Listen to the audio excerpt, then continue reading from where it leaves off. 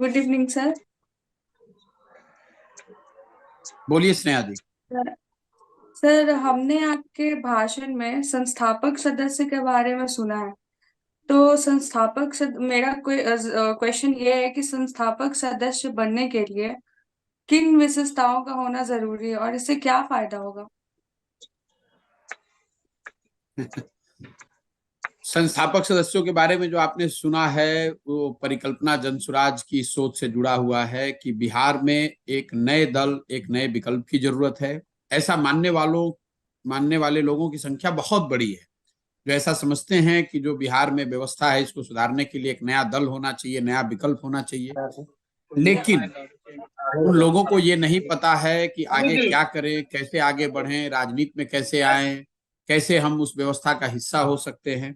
इसीलिए जनसुराज के अंतर्गत वो व्यवस्था बनाई गई है कि ऐसे हर वो व्यक्ति जो ये समझते हैं कि बिहार में सुधार के लिए, बिहार में बच्चों के बेहतर भविष्य के लिए एक नए दल, एक नए विकल्प की जरूरत है, और अपने तरह की सोच रखने वाले लोगों के साथ मिलकर वो नया दल, नया विकल्प बनाना चाहते हैं।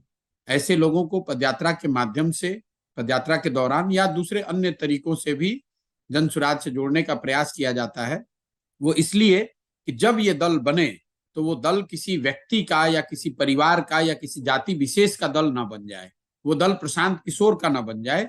इसीलिए उनको सदस्य नहीं, संस्थापक सदस्य कहा जाता है। प्रशांत किशोर भी उसके एक संस्थापक सदस्य हुए जिनको एक वोट है, ताकि कल अगर आप जुड़ती हैं संस्थापक सदस्य के तौर पर तो आपके पास भी एक वोट होगा।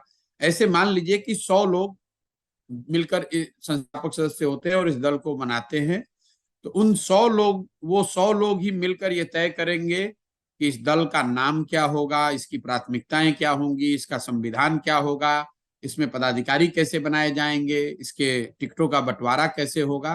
तो संस्थापक सदस्य होने के नाते आपको ये अधिकार होगा कि दल बनाने और बनाने के बाद उसको चलाने के जो निर्णय हैं, उन निर्णयों में आपकी भागीदारी होगी।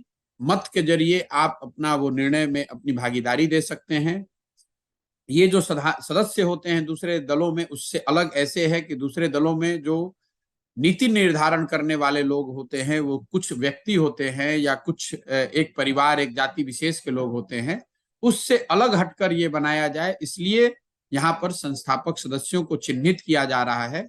जब ये पदयात्रा शुरू हुई तो ये तय किया गया था कि हर प्रखंड से, मतलब हर ब्लॉक से करीब करीब 20 लोगों को चुनकर निकाला जाएगा जो इसके संस्थापक सदस्य होंगे।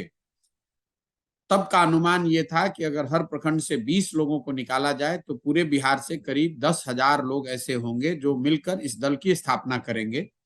लेकिन पदयात्रा के दौरान जो अनुभव रहा है, अभी तक जो संख्या है वो हर प्रखंड से करीब 2500 लोग संस्थापक सदस्य के तौर पर जुड़ रहे हैं। तो एक बहुत बड़ी संख्या है। एक एक जिले में करीब 60,000 70,000 लोग होते हैं जो जन सुराज की इस परिकल्पना को देखकर, जांच कर, परख कर इसके संस्थापक सदस्य बन रहे हैं या बनना चाहते हैं। और वो लोग चाहते हैं कि बिहार में एक नया दल बने और बनाने वालों में उनकी पहचान हो, उनकी भूमिका हो, तो वो अपने आप को संस्थापक सदस्य के तौर पर इस व्यवस्था से जोड़ते हैं। चूंकि अभी ये दल नहीं है तो इसमें आप सदस्य नहीं बन सकते हैं, इसमें आप पदाधिकारी नहीं बन सकते हैं। जो कोई भी इसमें जुड़ रहा है वो संस्थापक सदस्य के तौर पर ही जुड़ेगा। आपने पूछा कि उसका क्राइटेरिया क्या है। क्राइटेरिया इसका समाज है।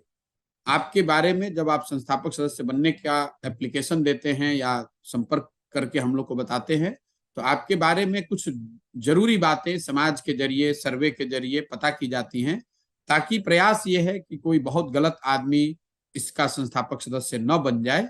इस प्रयास के तहत समाज से उस चीज को पता किया जाता है। तो क्राइटेरिया समाज है। अगर समाज चाहता है, समाज में लोग आपके बारे में अच्छा बताते हैं, तो आप संस्थापक सदस्य बन सकते हैं।